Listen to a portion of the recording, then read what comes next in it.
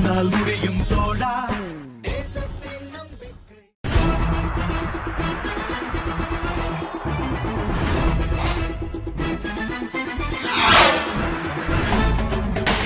விருதாச்சலம் புதுக்குப்பத்தை சேர்ந்த ஷோபா என்கிற பெண் தன் கணவர் வீட்டு முன்பு தன்னை வாழ வைக்க கேட்டு 3 நாட்களாக தர்ணா போராட்டம் செய்து வருகிறார். புதுச்சேரி நகர பகுதியில் கஞ்சா விற்பனை செய்த சிறுவர்களை போலீசார் கைது செய்தனர். இரத்த தான தினத்தை முன்னிட்டு தமிழகத்தில் பல்வேறு பகுதிகளில் காவல்துறை சார்பில் இரத்த தானம் செய்து வருகின்றனர். திருச்சி மாவட்டம் சமயபுரம் பகுதியில் உள்ள தனியார் மற்றும் அரசு உதவி பெறும் பள்ளிகளில் கல்வி பயிலும் மாணவ மாணவிகளை ஏற்றி செல்லும் பள்ளி வாகனங்களுக்கு வட்டார போக்குவரத்து அலுவலகங்களில் சான்று பெறும் விட்னஸ் சர்டிபிகேட் தகுதி சான்று பெறாமல் கடந்த 10 மாதங்களாக பள்ளி வாகனங்கள் திருச்சி சென்னை தேசிய நெடுஞ்சாலையில் வந்து செல்கின்றனர். போரூரில் அதிக சத்தம் எழுப்பியபடி சென்ற 20 மோட்டார் சைக்கிள்களை போக்குவரத்து போலீசார் பறிமுதல் செய்தனர். சென்னையில் இழக்கப்படும் பெரும்பாலான மோட்டார் சைக்கிள்களில் அதிக சத்தம் வர வேண்டும் என்பதற்காக இளைஞர்கள் ஒரிஜினல் சைலன்சர்களை கழட்டிவிட்டு அதிக சத்தம் கொடுக்கும் புதிய சைலன்சர்களை மாட்டிக்கொண்டு பலம் வருகின்றனர். இதனால் சாலையில் செல்லும் வாகன ஓட்டிகளுக்கு மிகுந்த சிரமமும் விபத்துகளும் அதிக அளவில் நடைபெற்று வந்த நிலையில் அதுபோன்ற வாகனங்களை ஆய்வு செய்யும் பணி தீவிரமாக நடைபெற்று வருகிறது.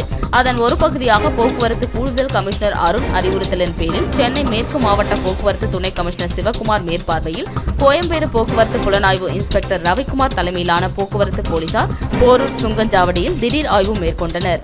இதில் அதிக சத்தம் எழுப்பியபடி வந்த 20க்கும் மேற்பட்ட மோட்டார் சைக்கிள்களை பறிமுதல் செய்து ஒரு வாகனத்திற்கு தலா 2600 ரூபாய் அபராதம் விதித்தனர். மேலும் அதிக சத்தம் எழுப்பும் சைலன்சர்களை அகற்றிவிட்டு சத்தம் குறைவாக வரும் பழைய சைலன்சர்களை மாட்டிக்கொண்டு வந்த பிறகுதான் மோட்டார் சைக்கிள்களை உரிமையாளரிடம் ஒப்படைத்தனர். மேலும் இதுபோல் சத்தம் அதிகமாக எழுப்பும் சைலன்சர்களை மாட்டக்கூடாது என்றும் அப்படி மீறி மாட்டினால் அது சம்பந்தப்பட்ட மெக்கானிக் மீது நடவடிக்கை எடுக்கப்படும் என்றும் தொடர்ந்து சிக்கும் வாகனங்கள் பறிமுதல் செய்யப்பட்டு ஓட்டுநர் உரிமம் ரத்து செய்யப்படும் என்றும் தெரிவிக்கப்பட்டது.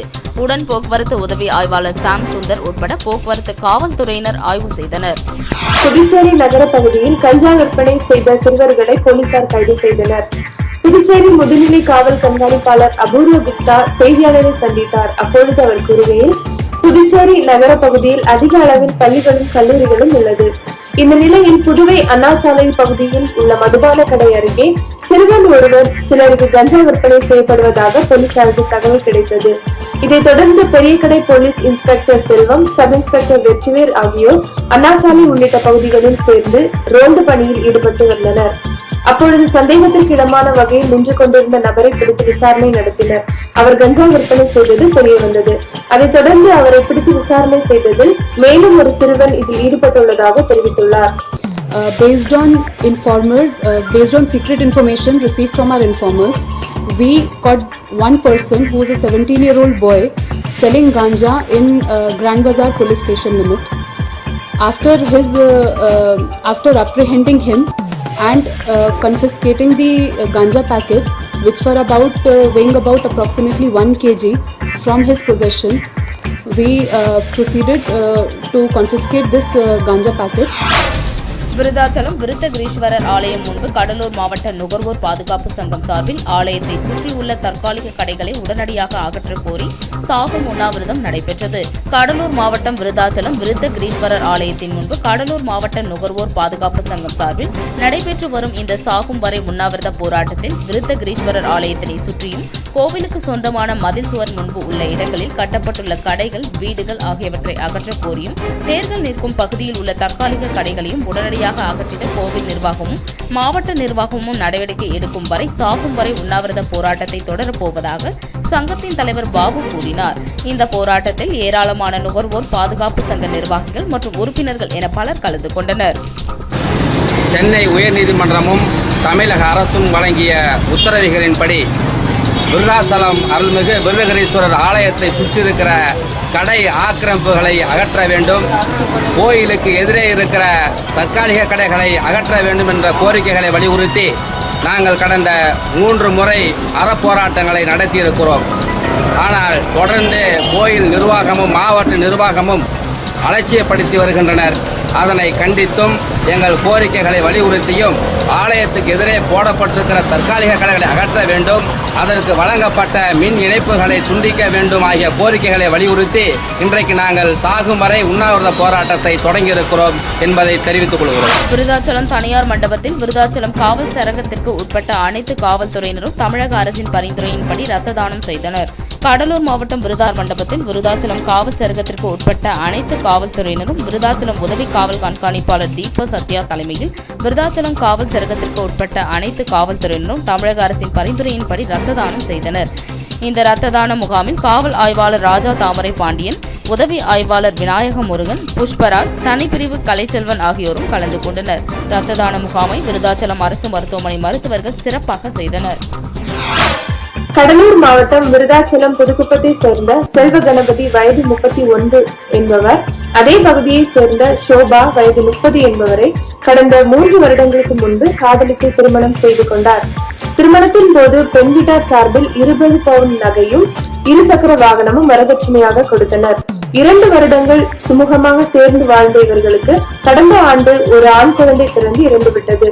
அதன்பின் ஷோபாவின் மாமனார் மாமியார் தனது மகனுக்கு அதிக வரதட்சணை பெறுவதற்காக வேறு இடத்தில் திருமணம் செய்ய முடிவு செய்ததாகவும் அது முதல் பல்வேறு குற்றச்சாட்டுகளை ஷோபாவின் மீது வைத்து தனது மகனுக்கு துர்போதனைகளை கூறி ஷோபாவை விவாகரத்து செய்ய வழக்கறிஞர் மூலம் ஷோபாவின் வீட்டிற்கு மனு அனுப்பியதாகவும் ஷோபாவை பெற்றோர் வீட்டிற்கு துரத்தியது மட்டுமல்லாமல் செல்வ கணபதிக்கு வேறு இடத்தில் திருமணம் செய்வதற்கு மறைமுகமாக ஏற்பாடுகள் செய்யப்பட்டதை அறிந்த ஷோபா தான் சேர்ந்து வாழ விரும்புவதாகவும் என் கணவரும் என்னுடன் சேர்ந்து வாழ விரும்புவதாகவும் ஆனால் தனது மாமனார் மாமியார் அதற்கு இடையூறாக செயல்படுவதால் தன் கணவர் வீட்டிற்கு வந்து நியாயம் கேட்டபோது அவர்கள் தகராறு செய்து துரத்த நினைத்தனர் எனவும் எனவே என்னை என் கணவருடன் சேர்ந்து வாழ வைக்க வேண்டும் என கணவரின் வீட்டு முன்பு தனியாக தர்ணா போராட்டம் செய்து வருவதாகவும் கூறினார்.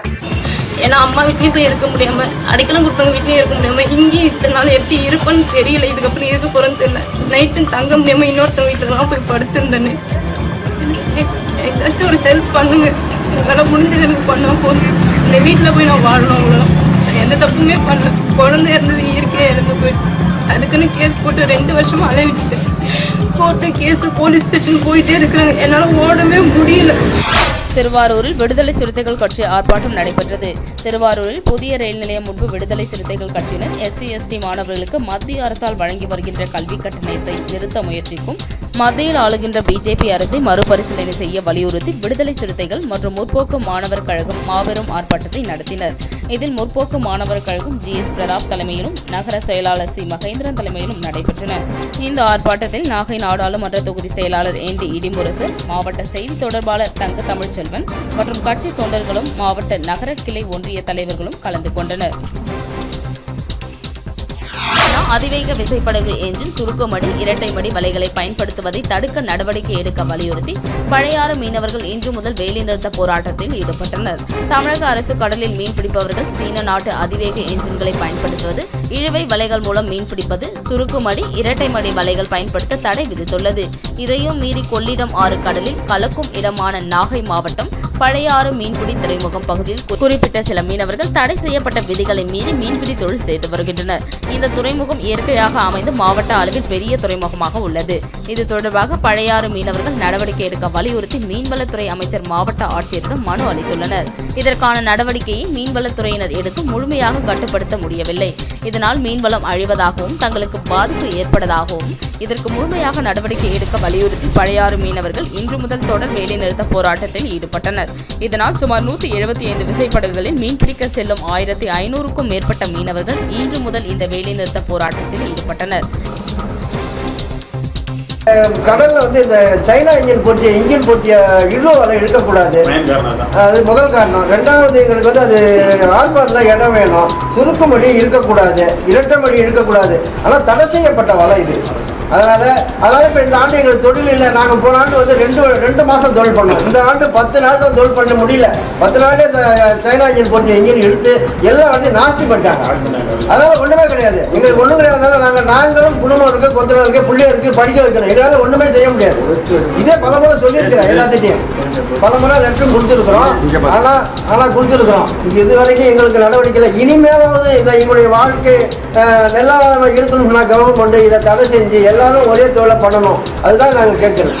சீர்காழியில் போராட்டத்தின் போது பாஜக தலைவர் தமிழிசையை தரைக்குறைவாக பேசிய பாமக பிரமுகர் மீது போலீசார் வழக்கு பதிவு செய்து விசாரணை மேற்கொண்டு வருகின்றனர். பாஜக தலைவர் தமிழிசை சவுந்தரராஜனை கண்டித்து நாகை மாவட்டம் சீர்காழியில் நேற்று பாமகவினர் கண்டன ஆர்ப்பாட்டத்தில் ஈடுபட்டனர். இந்த போராட்டத்தின் போது பேசிய நாகை வடக்கு மாவட்ட பாமக செயலாளர் லண்டன் அன்பழகன் பாஜக தலைவர் தமிழிசையை தரைக்குறைவாகவும் அநாகரிகமாகவும் பேசியுள்ளார். இதனைத் தொடர்ந்து லண்டன் அன்பழகன் மீது சீர்காழி போலீசார் 504, 509, 506 ஆகிய 4 பிரிவுகளின் கீழ் வழக்கு பதிவு செய்து விசாரணை நடத்தி வருகின்றனர். திருச்சி மாவட்டம் சமயபுரம் பகுதியில் உள்ள தனியார் மற்றும் அரசு உதவி பெறும் பள்ளிகளில் கல்வி பயிலும் மாணவ மாணவிகளை ஏற்றி செல்லும் பள்ளி வாகனங்களுக்கு வட்டார போக்குவரத்து அலுவலகங்களில் சான்று பெறும் விட்னஸ் சர்டிபிகேட் தகுதி சான்று பெறாமல் கடந்த 10 மாதங்களாக பள்ளி வாகனங்கள் திருச்சி சென்னை தேசிய நெடுஞ்சாலையில் வந்து செல்கின்றனர். இதனால் பெரிய அளவில் விபத்து ஏற்படும் முன்னே வட்டார போக்குவரத்து அதிகாரிகள் நடவடிக்கைகள் எடுக்க வேண்டும் என அப்பகுதி மக்கள் வலியுறுத்துகின்றனர். தமிழ் வழி கல்வியில் உள்ள பள்ளிகளில் 1ஆம் வகுப்பு முதல் 10ஆம் வகுப்பு வரை உள்ளது. இப்பள்ளியில் 900க்கும் மேற்பட்ட மாணவ மாணவிகளும் ஆங்கில வழி கல்வியில் உள்ள பள்ளிகளில் LKG முதல் 10ஆம் வகுப்பு வரை உள்ளது. இப்பள்ளியில் 1000க்கும் மேற்பட்ட மாணவ மாணவிகள் கல்வியில் பயில்கின்றனர். 30 கிலோமீட்டர் தொலைவில் உள்ள சுற்றுவட்டார கிராமங்களில் உள்ள மாணவ மாணவிகள் இப்பள்ளிகளில் கல்வி பயில்கின்றனர். இந்த 2 பள்ளிகளிலும் மாணவ மாணவிகள் இப்பள்ளிக்கு சொந்தமான 7 வாகனங்களில் தினசரி காலை மாலை 2 வேளைகளிலும் ஏற்றி சென்று வருகின்றனர்.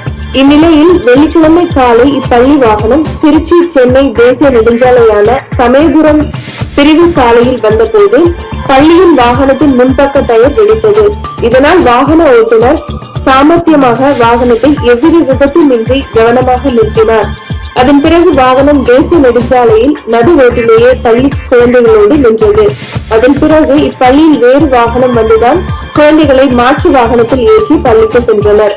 அப்பொழுது அப்பகுதி மக்கள் இப்பள்ளியில் உள்ள 7 வாகனங்களுக்கும் விட்னஸ் சர்டிபிகேட் தகுதி சான்று இல்லை எனவும் பள்ளி வாகனம் ஒவ்வொன்றிலும் 60 முதல் 80 குழந்தைகளை அடைத்துக் கொண்டு ஏற்றி செல்வதாகவும் குற்றம் சாட்டினர். வருமான வரித்துறை மற்றும் தர்மபுரி மாவட்ட தணிக்கையாளர்கள் இணைந்து வருமான வரித்துறை சட்டத்தில் கொண்டு வந்துள்ள புதிய திருத்தங்கள் குறித்த விளக்க கருத்தரங்கம் நடைபெற்றது.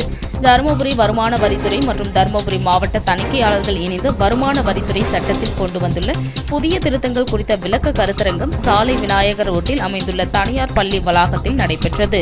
இதில் சேலம் கூடுதல் வருமான வரித்துறை ஆணையர் லட்சுமி நாராயணா தலைமையில் நடைபெற்றது. இக்கருத்தரங்கில் வருமான வரி செலுத்த வேண்டியதன் அவசியம், வருமான வரி சட்டத்தில் கொண்டுவரப்பட்டுள்ள புதிய திருத்தங்கள் குறித்தும் அதன் பயன்கள் தொடர்பாகவும் விளக்கம் அளிக்கப்பட்டது. மேலும் இக்கூட்டத்தில் பங்கேற்றவர்கள் சந்தேகங்கள் மற்றும் கேள்விகளுக்கு வருமான வரித்துறை அதிகாரிகள் மற்றும் பட்டய கணக்காளர்கள் பதிலளித்தனர். இதில் வருமான வரித்துறை அதிகாரிகள் கிருஷ்ணமூர்த்தி, வாசுகி, பட்டய கணக்காளர்கள், தொழில் முனைவோர்கள், அரசு ஊழியர்கள் என பலர் கலந்து கொண்டனர். 8 வழி பசுமை சாலை திட்டத்தை எதிர்த்து குரல் கொடுத்த இந்திய மார்க்சிஸ்ட் கம்யூனிஸ்ட் கட்சியின் முன்னாள் சட்டமன்றத்தை தாக்கிய திருவண்ணாமலை மாவட்டம் செங்கம் டிஎஸ்பி சுந்தரமூர்த்தியை பணியிடை நீக்கம் செய்து கைது செய்ய கோரி ஆர்ப்பாட்டத்தில் ஈடுபட்டனர். விவசாயிகளின் வாழ்வாதாரத்தை பறித்து கார்ப்பரேட் நிறுவனங்களின் நலனுக்காக அமைக்கப்படும் 8 வழி பசுமை சாலை திட்டத்தை எதிர்த்து திருவண்ணாமலை மாவட்டத்தில் கடந்த 26ஆம் தேதியன்று குரல் கொடுத்ததற்காக இந்திய மார்க்சிஸ்ட் கம்யூனிஸ்ட் கட்சியின் முன்னாள் சட்டமன்ற உறுப்பினர் டெல்லி பாபுவை தாக்கி கைது செய்த திருவண்ணாமலை மாவட்டம் செங்கம் டிஎஸ்பி சுந்தரமூர்த்தியை பணியிடை நீக்கம் செய்து கைது செய்ய வலியுறுத்தி அரூர் ரவுண்டானாவில் இந்திய கம்யூனிஸ்ட் கட்சி மாவட்ட செயலாளர் குமார் தலைமையில் நடைபெற்ற இந்த கண்டன ஆர்ப்பாட்டத்தில் 50க்கும் மேற்பட்டோர் கலந்து கொண்டு மத்திய மாநில அரசுகளுக்கு எதிராக கோஷங்களை எழுப்பினர்.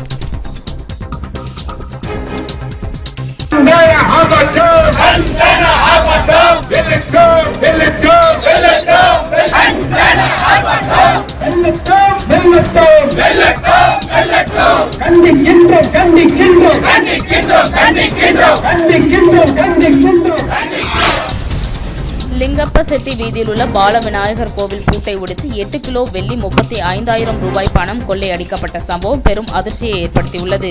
கோவை லிங்கப்ப செட்டி வீதியில் செட்டியார் சமூகத்திற்கு உட்பட்ட பால விநாயகர் கோவில் உள்ளது. இந்த கோவிலில் மர்ம நபர்கள் நேற்றிரவு கோவிலின் முன் கேட்டை கம்பியால் நெம்பி பூட்டை உடைக்காமல் திறந்துள்ளனர். இதனை அடுத்து உள்ளே இருந்த கோட்டையும் கம்பியால் நெம்பி திறந்துள்ளனர். சாமியின் நகை மற்றும் பணம் வைத்திருந்த அறைக்கு முன்பு இருந்த சேர் வைத்து தாண்டி குதித்து பீரோவை கம்பியால் நெம்பியுள்ளனர். பீரோவினுள் இருந்த சாமிக்கு அணிவிக்கக்கூடிய 3 கிலோ வெள்ளி ஆபரணங்கள் மற்றும் 35,000 ரூபாய் பணத்தை கொள்ளையடித்து சென்றனர்.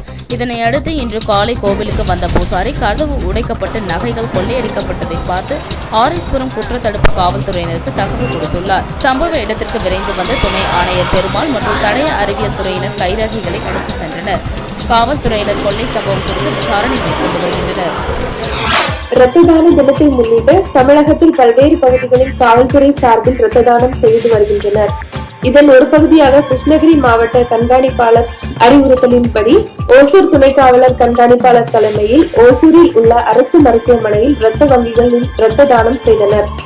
இதில் ஓசூர், தேன்கனிக்கோட்டை, ராயக்கோட்டை, உத்தனம்பள்ளி உள்ளிட்ட காவல் நிலையங்களில் உள்ள 100க்கும் மேற்பட்ட காவல்துறையினர் இரத்த தானம் வழங்கினர்.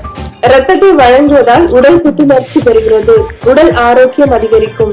18 வயது பூர்த்தியடைந்த அனைவரும் இரத்த தானம் வழங்க வேண்டும் என்கின்ற விழிப்புணர்வுக்காக காவல்துறையினர் இந்நிகழ்ச்சியை ஏற்படுத்தியதாக தெரிவித்தனர். இரத்த தானம் வழங்கிய காவலர்களுக்கு பலரசம் பிஸ்கெட் வழங்கப்பட்டன.